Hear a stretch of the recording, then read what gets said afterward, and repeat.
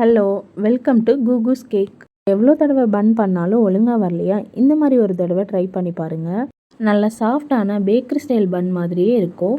மேலே கொடுத்துருக்க அளவில் எல்லாமே சேர்த்துக்கோங்க. நார்மலாக ஈஸ்ட் ஆக்டிவேட் பண்ண வார்ம் வாட்டர் எடுப்பாங்க. ஈஸ்ட் ஸ்மெல்லு தெரியாமல் இருக்கிறதுக்காக நம்ம மில்க் எடுக்கிறோம். கொடுத்துருந்த அளவில் 70 கிராம்ஸ்லேருந்து 2 ஸ்பூன் மட்டும் ஈஸ்ட் ஆக்டிவேட் பண்ண எடுத்துக்கோங்க. இதை நல்லா மிக்ஸ் பண்ணி இப்போ நான் வீடியோவில் காட்டுற மாதிரியே நல்லா நீட் பண்ணிக்கோங்க. கண்டிப்பாக நல்லா நீட் பண்ணிக்கோங்க. அப்போ தான் நல்லா சாஃப்டாகவும் ஈஸ்ட் ஸ்மெல் இல்லாத மாதிரியும் இருக்கும்.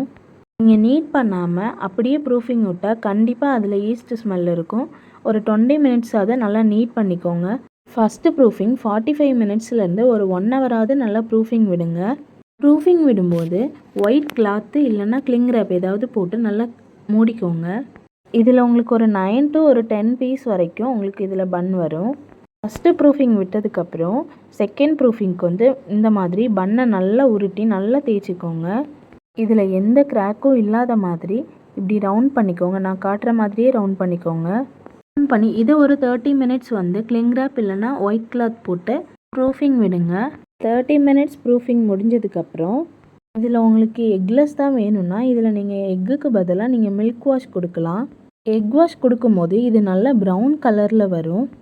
ஃபுல்லாக எக் வாஷ் கொடுத்ததுக்கப்புறம் 30 to 40 மினிட்ஸ் ப்ரீஹீட் பண்ண அவனில் பேக் பண்ணி எடுத்துக்கோங்க. பன் நம்ம பேக் பண்ணி எடுக்கும்போது மேலே உள்ள ராடும் கீழே உள்ள ராடும் ஆனில் தான் இருக்கணும். 180 டிகிரியில் வச்சுக்கோங்க.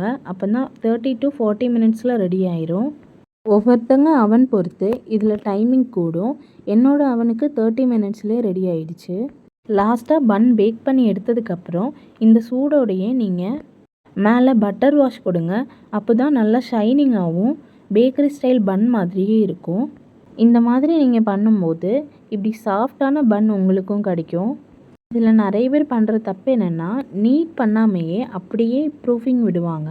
அப்படி விடும்போது தான் ஈஸ்ட் ஸ்மெல் ரொம்ப ஹெவியாக இருக்கும். நம்ம ப்ரௌனிஸ்மே ஆன்லைன் டெலிவரி பண்ணிகிட்ருக்கோம்.